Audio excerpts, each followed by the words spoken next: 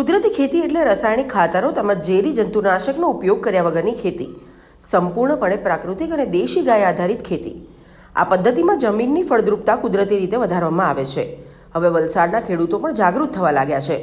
મોટા ખેડૂતો જ નહીં પણ નાના અને ગરીબ ખેડૂતો પણ પ્રાકૃતિક ખેતી તરફ વળવા લાગ્યા છે। વલસાડના ઉષાબેન રમેશભાઈ પટેલ, રહેવાસી ઉમરસાડી તળાવ ફળિયા, જિલ્લો વલસાડ, તેઓએ દરેક જાતની શાકભાજી ઉગાડીને વલસાડમાં સરકાર તરફથી કુદરતી શાકભાજીના નવા માર્કેટમાં વેચાણ કરી સારો એવો ભાવ મેળવે છે। તેઓ વર્ષોથી શાકભાજી વગર રાસાયણિક ખાતર કે ઝેરી દવાનો છંટકાવ કરવા વગર કુદરતી ખેતી કરતા આવ્યા છે।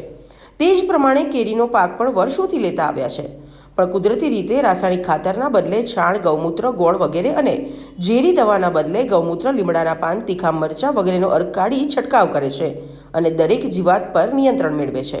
મારું નામ ઉષાબેન અશોકભાઈ પટેલ, રહેવાસી ઉમરસાડી તળાવ ફળિયા, તાલુકો જિલ્લો વલસાડ।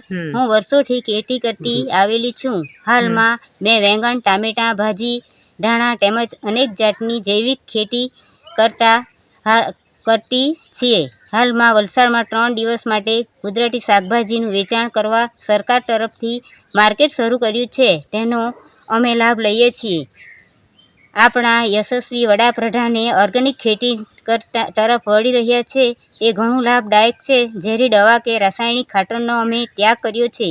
એમ વર્ષોથી ઓર્ગેનિક કેરીનો પાક લઈએ છીએ, જેમાં તુલસી, લીમડાના પાન, કરંજ, કડવી મેંદી, લીલા મરચાં વગેરેનો છંટકાવ કરી દરેક જીવાતોનો ઉપદ્રવ કંટ્રોલમાં લાવીએ છીએ। તેમજ શાકભાજીમાં પણ કોઈપણ પ્રકારની રાસાયણિક દવા છાંટતા નથી ને ખાતરમાં છાણ, ગોળ, ચણાના લોટ, ગૌમૂત્ર વગેરે પોષણ તત્વો તરીકે આપીએ છીએ।